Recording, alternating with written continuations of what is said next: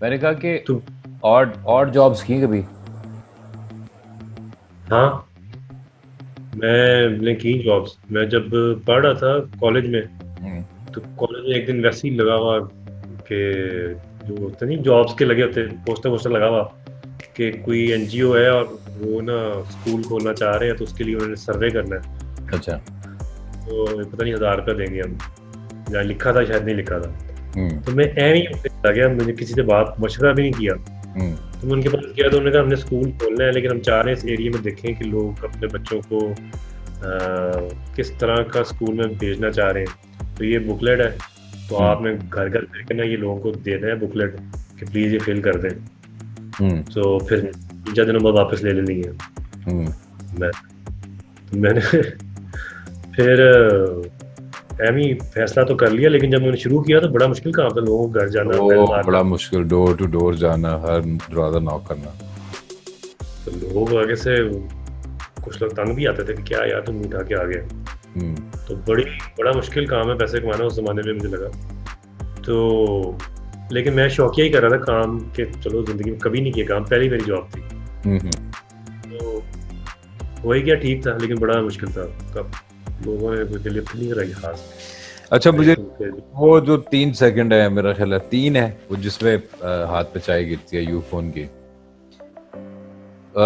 वो 3 सेकंड वो कैसे तेरे जहन में आया? और क्योंकि मुझे एहसन भाई का भी पता है, एहसन रहीम वो एक्टर को पूरी लिबर्टी देते हैं, वो खुला छोड़ते हैं एक दफा कि तू कर।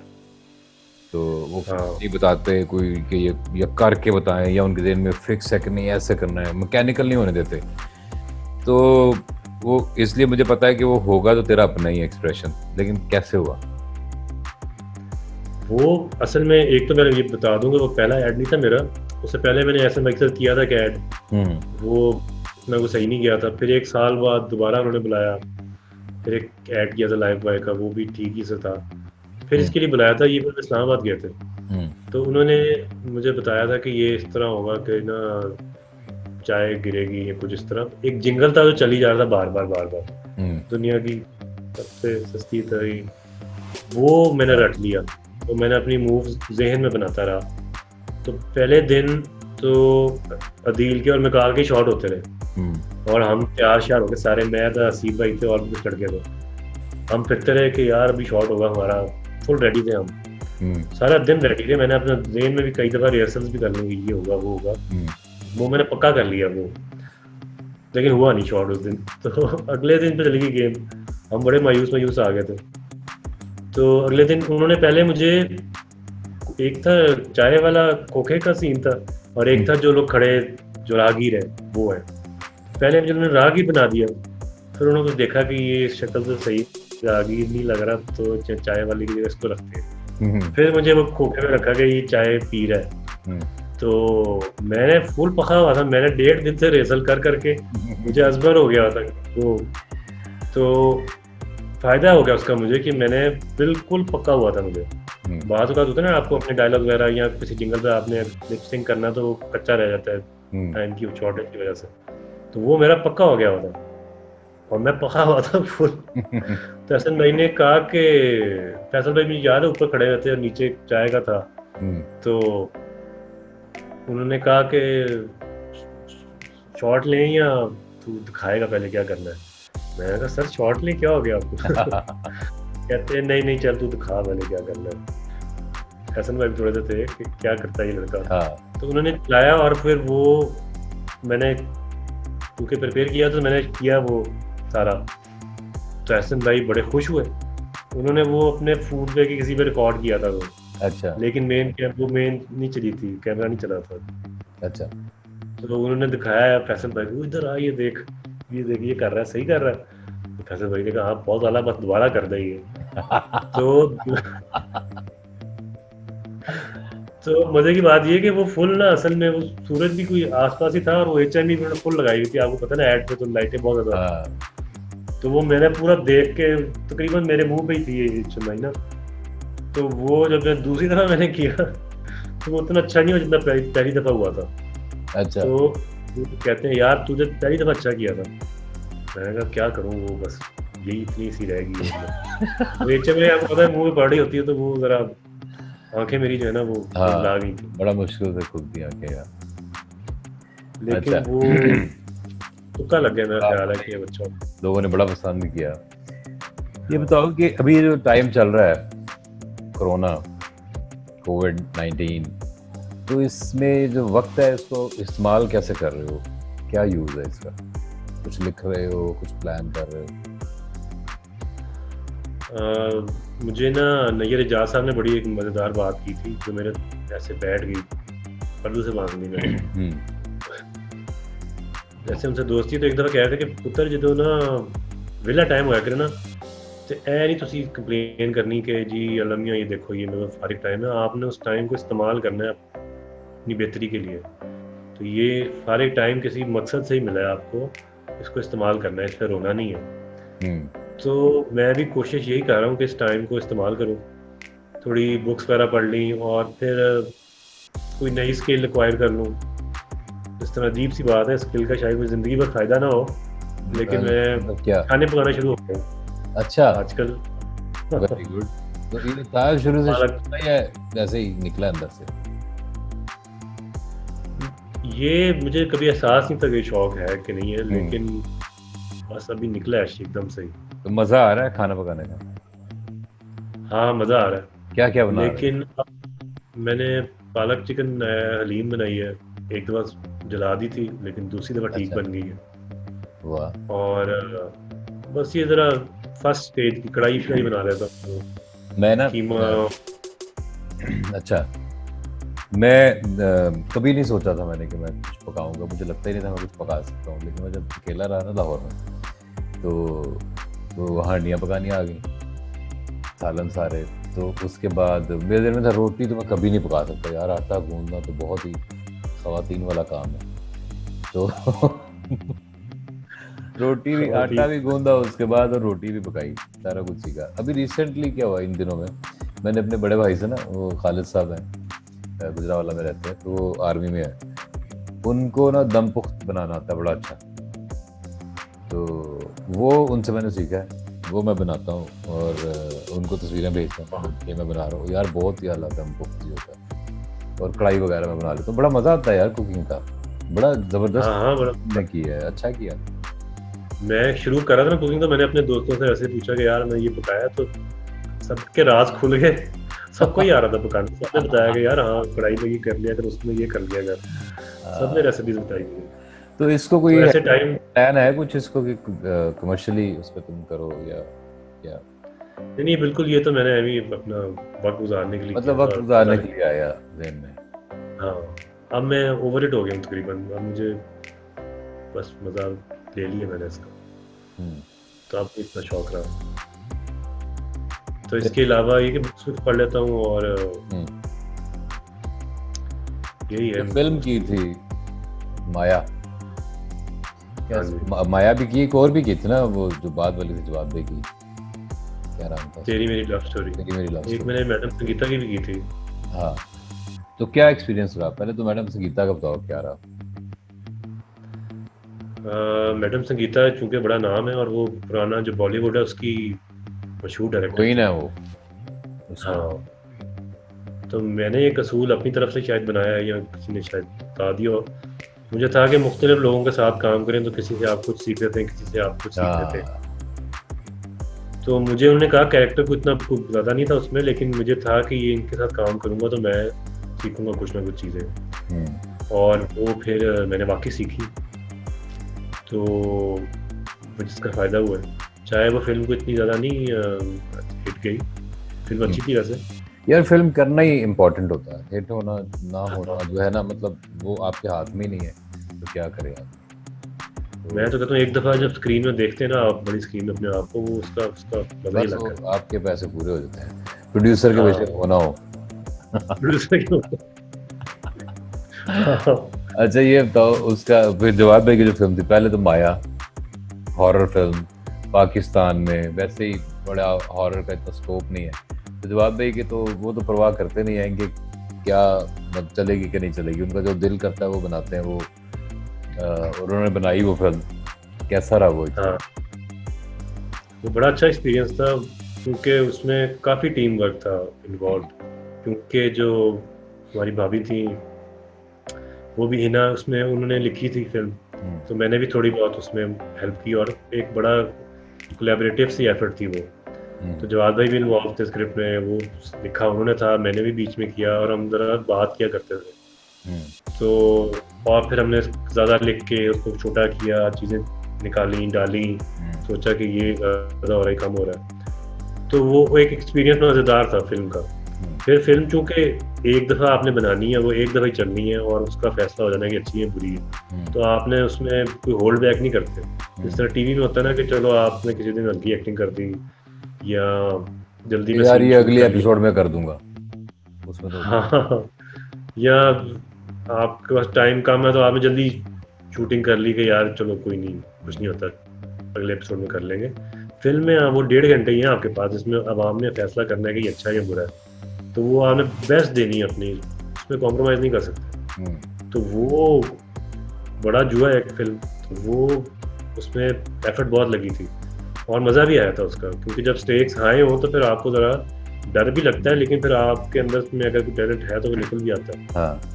तो उसमें ऊपर से मेरे लिए चैलेंज ये भी था कि वो फनी कैरेक्टर नहीं था, वो कैरेक्टर सबसे ज़्यादा सीरियस था और नर्डी सा कैरेक्टर था, पढ़ा लिखा ज़्यादा, और वो जो डरता भी नहीं इतना। जैन का कैरेक्टर थोड़ा सा फनी था, लेकिन मेरा बिल्कुल स्ट्रेट था और वो बिल्कुल ऑपोजिट था उन कैरेक्टर से जो मैं आज तक करता आया था। तो वो भी एक चैलेंज था मेरे लिए। तो बड़ा मज़ा आया करके, मुश्किल था। और फिर फिल्म में होता है कि एक सीन ही आप सारे दिन में एक सीन करते हैं, परफेक्शन चाहिए होती है आपको और मुख्तलिफ एंगल से, तो एक बड़ा डिफरेंट, टीवी से वाकई डिफरेंट है। और फिल्म का जो तेरी मेरी लव स्टोरी, वो उसका कैसा रहा? उसमें मुहिब था, मतलब उसमें ज़रा फाइनेंसेस भी बेहतर थे और वो ज़रा बड़ी फिल्म थी, वो और तरह की फिल्म थी। उसमें स्क्रिप्ट भी मैंने लिखा था और फिर शूटिंग में भी बड़ा मज़ा आया, क्योंकि मुहिब था और मोहसिन था, उष्णा थी, उज़मा थी, उमर था। तो कास्ट बड़ी थी।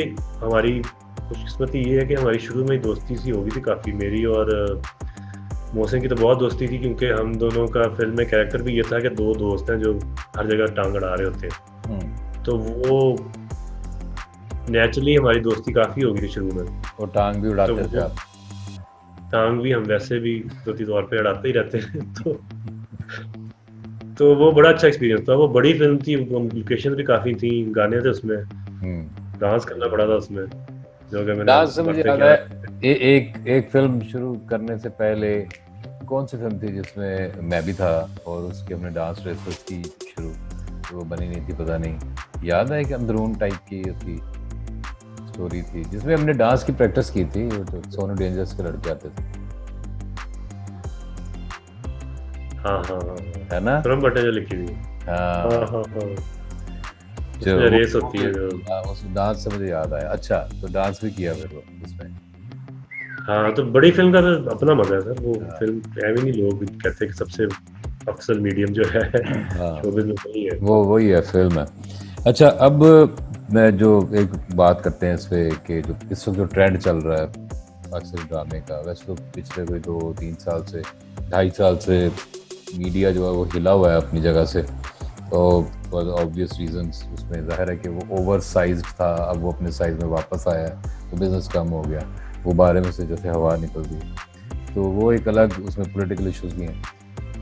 जो ड्रामा जो है जो हमारा चल रहा है टीवी, उस पर जो बहुत ज़्यादा लोग बात करते हैं, बहुत ज़्यादा एतराज़ भी करते हैं, बल्कि ज़्यादा डिफरेंस क्रिएट हो गया अभी जो टर्किश ड्रामा आया है अर्थरूल के बाद, रेजरेक्शन यानी जो है ड्रामा, उसमें वो देखने के बाद लोगों को अब अपना ड्रामा थोड़ा सा लगता है कि यार इस पर लच्चरपन थोड़ा ज़्यादा हो गया, मौज़ूआत ऐसे हैं, गैर इखलाकी किस्म के रिलेशनशिप्स के ऊपर स्टोरीज ज़्यादा चल रही हैं और लोग पसंद भी ज़्यादा कर रहे हैं।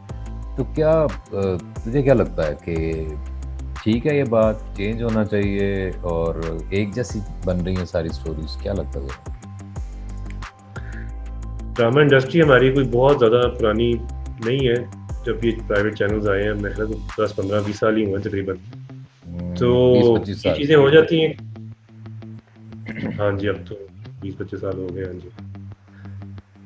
तो वो मार्केट के जो असूल होते हैं कि कभी एक चीज़ अगर हिट हो जाए तो लोग फिर उसी तरह की बनाना शुरू हो जाते हैं। वो वही नेचुरली यहाँ पे भी हुआ है कि वो एक तरह की चीज़ बननी शुरू हो गई थी, लेकिन बीच में अच्छी चीज़ें भी बनती हैं। तो अगर एक जैसा पैटर्न चल रहा हो तो लोग बोर हो जाते हैं और फिर एक नई चीज़ आती है तो लोग उससे अट्रैक्ट होते हैं। तो ये मेरे हिसाब से तो ये वक्त के साथ साथ चीज़ें खुद ही शेप होती रहेंगी। ये तनाज़ात भी जो लोग करते हैं ये भी मुस्बत है, इससे भी बेहतरी आती है। लोग फिर जब आवाज़ उठाते हैं कि यार ये नहीं सही लग रहा हमें, तो फिर चेंजेस आती हैं। और मुझे तो अर्तुगरुल के आने से कोई इतना ख़ास एतराज़ नहीं है। उससे मेरा देखा है वैसे ख्याल है कि तुमने? हमारे मैं अब क्या कहूँ, नहीं देख सका मैं। अच्छा नहीं मैं ढीला देखा। वो हाँ, इस मुझे तो सिलेक्शन बड़ा को अच्छा लगा, मुझे तो अच्छा लगा वो नहीं, मैंने बहुत। देखना है वो बड़ा अच्छा। हम्म। हाँ, अच्छा आखिर में मुझे ये बताओ, बाद दफ़ा ऐसे होता है जैसे मैं अगर किसी सेट पे जाता हूँ तो मुझे कहते हैं तो आप यहाँ से आए, आपने आके ये डायलॉग बोला इस तरह करके, और बाकी फिर आपकी आवाज़ और वो तो फिर बस आप अपना वो कर रहे हैं एक दफ़ा।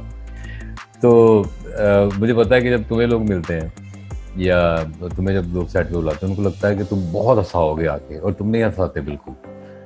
तो उस वक्त जब मुझे कोई ऐसे कह देना कि आपकी आवाज़ बाकी तो बाकी फिर आपको पता ही है कैसे करना, उस वक्त मेरे से बिल्कुल ही नहीं होता। फिर मैं कहता हूँ यार अब क्या करें। तो मैं घबरा जाता हूँ। मैं ना पिछले दिनों एक ऑफिस में गया सरकारी दफ्तर में, तो वो मेरे ना पुराने ड्रामे उन्होंने देखे, मीडिया से रिलेटेड लोग थे सारे, तो उन्होंने पुराने ड्रामे देखे हुए थे, तो उनको लगे कि मैं ना हंसाऊंगा, अब मैं आया हूँ तो मैं हंसाऊंगा। तो वो कहे आइए आइए आइए बैठिए, हाफिज साहब आ गए, हाफिज साहब के लिए चाय लेके आओ। मैं सीरियस गया हुआ अपने काम से, तो वो हंसी जा रहे हैं और वो हंस के कह रहे हैं हाफिज साहब आ जाओ। उनके कहते यार वो तुसी बहुत ਉੱਚਾ ਆਇਆ यार, वो तुसी बहुत पसंद है ਉਹਦੇ ਚ ਤੁਸੀਂ ਜਿਵੇਂ ਬੋਲਦੇ तो मैं ना ऐसे बैठा हूँ, तो मुझे समझ नहीं आ रही कि अगर मैं इनके साथ हंसूंगा तो उसके बाद जो मैंने काम इनको कहना है वो बहुत सीरियस है, वो कैसे करूंगा। तो तुम्हारे साथ भी ये डेफिनेटली होता है, मैंने देखा भी है कि लोगों को लगता है अहमद आ गया ना, अभी इसने हंसाना है। तो कैसे टैकल करते हो ऐसी सिचुएशन को? आप बिल्कुल दरिया को कूदे में बंद कर दिया कि लोग एक्सपेक्ट कर रहे होते कि मैं हंसाऊंगा और मैं बिल्कुल नहीं हंसाता। ये वो तुमने तो मेरी एक्शन के बाद पर्सनैलिटी। माना ना, एक्शन के बाद हंसाना है ना। वो जावेद अख्तर साहब है ना, वो जो इंडियन वो शायर हैं, तो उनसे किसी ने हाँ पूछा हाँ कि आप बड़े रोमांटिक शायरी लिखते हैं, तो क्या आप शबाना आजमी जो आपकी वाइफ हैं, तो घर में भी आप उन पर शायरी करते हैं? तो उनका जवाब बड़ा मजे का था। उन्होंने कहा यार जो सर्कस में काम करते हैं वो घर में जाके भी उल्टे लटके रहते हैं। मतलब तो बिल्कुल एग्जैक्टली यही बात है असल में। हाँ, वो तो एक्शन के बाद तू करेगा ना जो करेगा, उनको लगता है कि ये आ गया अब, तो ये तो अब हंसाए हमें, ये हंसाएगा अब। और तुम वहां पे वो सबसे मुझे सीरियस तुम होते हो और सबसे कम तुम बात करते हो। वो असल में पर्सनैलिटी मेरी बिल्कुल ही डिफरेंट है। मैं हम्म, तो एक्टिंग में आया ही शायद इसलिए था कि मेरी जॉब बड़ी सीरियस थी और बड़ी ड्राई किस्म की थी। हम्म, सॉफ्टवेयर इंजीनियर था ना मैं। हम्म, तो मैं भी शाम को निकलता था तो मुझे तलब होती थी कि कोई एक्टिंग करूँ, वो हंसूँ हंसाऊँ। तो वो रिएक्शन था मेरी सीरियस जॉब का, ये एक्टिंग जो है हम्म, असल में मेरी पर्सनैलिटी का एक किस्म का मेरी आउटलेट थी ये, हम्म, रिलैक्स करने के लिए। तो हम्म। वो तो काम है मेरा, वो तो मैं इजी होने के लिए करता हूँ। असल में तो मैं संजीदा आदमी हूँ। तो हाँ वो वो यही मेरा होता ख्याल है है हम मैं सारे अक्सर। ही संजीदा हैं।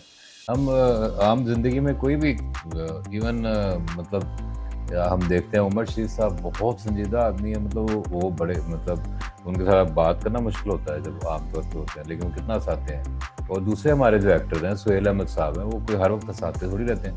सुहेल साहब तो बहुत सीरियस गुफ्तगू करते हैं, और अमानुल्लाह साहब जो हैं वो भी चुप करके बैठे रहते हैं। तो वो लोगों को ऐसे लगता है, खैर लोगों का प्यार ही है जो आर्टिस्टों को बिल्कुल बिल्कुल, लोगों का खिलाड़ी प्यार है कि वो समझते हैं कि हम जिस तरह स्क्रीन पे हैं वो हैं उसी तरह। अब उसी मैं तरह। समझता हूँ इनका प्यार ही है। वो आपको अगर कोई नेगेटिव कमेंट भी आता है ना मेरे किसी ड्रामे पे या उस पे, तो मुझे कोई उस पर बुरा नहीं लगता, कोई रिएक्शन मैं नहीं देता। मैं बल्कि कहता हूँ, मैं उसको शुक्रिया अदा करता हूँ कि तुमने चलो देखा तो सही, कि देखा तो हाँ, तभी तुम्हें बुरा तो लगा। ये सलाह बनती हो जाती है। हाँ जी। हाँ। तो अगर कोई तनकीद करे तो मेरे हिसाब से इतना बुरा नहीं बनाना चाहिए, क्योंकि हो सकता है कि वो उसको वाकई चीज़ अच्छी नहीं लगी, तो आपने आपने शायद कमी छोड़ दी है उसमें। अच्छा तू वैसे बड़ी अच्छी बातें करता है, तो आखिर पे कोई मैसेज जो तू कहना चाहे इस सिचुएशन पे, वैसे जो भी कर दिल करे। मैसेज ये है कि आजकल ज़रा डाउन है वैसे फाइनेंशियली भी, और दुनिया में काम शाम रुके हुए हैं, तो इस मौके पे आपने घबराना नहीं है। सियासी नहीं मैं बात कर रहा, वैसे जनरल बात कर रहा हूँ, क्योंकि अच्छा बुरा वक्त जो है वो आते रहते हैं।